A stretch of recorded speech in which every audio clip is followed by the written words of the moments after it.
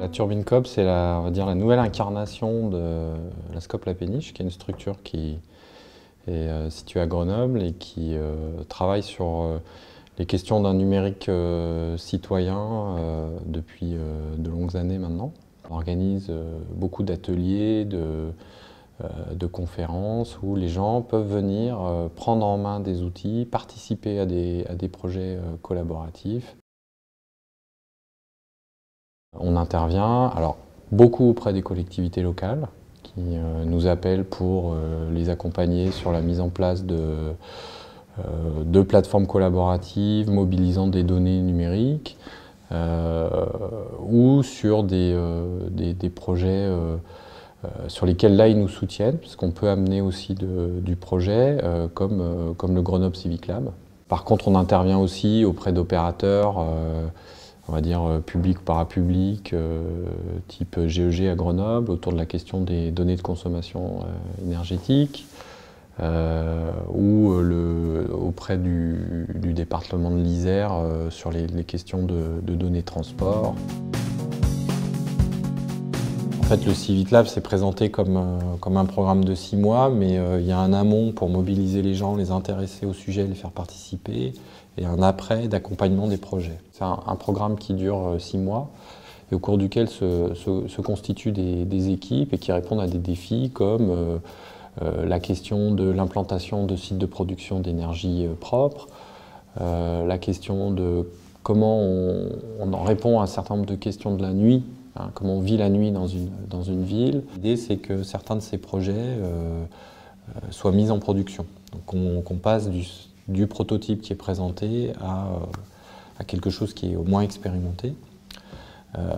Donc sur la première année, on a eu des propositions comme celle de Ma Petite Poubelle qui vise à faire prendre conscience du nombre de poubelles qu'on produit chez soi, informer directement sur la destination de tel ou tel objet en regard des consignes de tri.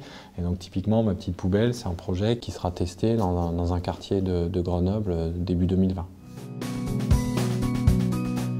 Il s'agit de contribuer à titre d'usager, bénévole, à un bien commun qui sera sous une forme numérique et qui sera mis à disposition de tout le monde. L'exemple le plus parlant, c'est Wikipédia. C'est l'encyclopédie collaborative.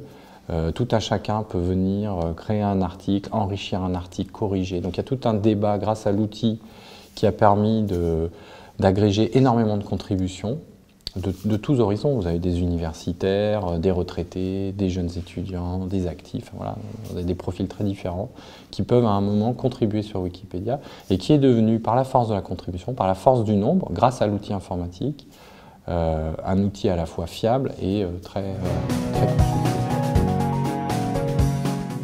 C'est aussi là-dessus qu'on s'appuie pour les soirées Missing Maps, qui permettent à des gens de venir créer de la donnée géographique à partir d'images satellites sur des territoires où on dispose de peu de cartes, et notamment les pays en voie de développement, les pays où il y a des conflits, les pays où il y a des catastrophes naturelles.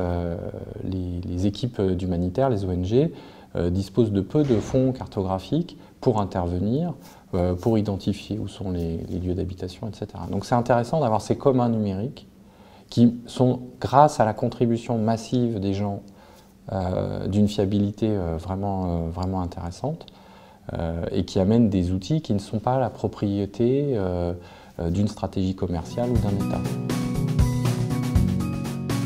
On travaille notamment sur ce qui s'appelle l'open data, l'ouverture des données publiques notamment, c'est-à-dire que la collectivité, l'État, dispose d'énormément d'informations qui sont numérisées et qui sont utilisables par un ordinateur pour proposer une visualisation, pour faire des tris, mais aussi peut-être être aspiré dans des outils, type des applications mobiles ou autres.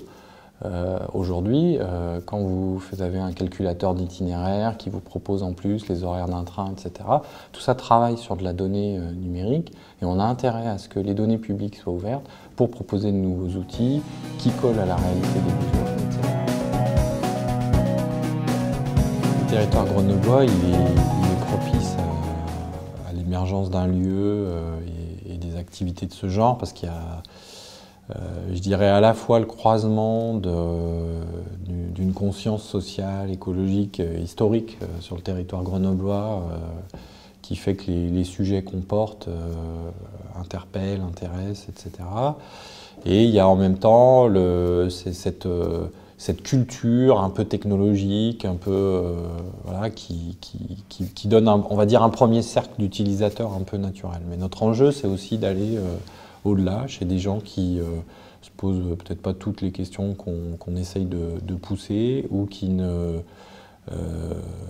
sont pas très à l'aise avec le numérique. L'outil numérique, si on veut le démocratiser, si on veut le déconcentrer, il faut de l'accompagnement. C'est-à-dire que ça reste un outil, donc il faut le prendre en main, et pour ça il faut de l'accompagnement. Et donc la question des moyens là-dessus, elle est cruciale, et ces territoires en manquent.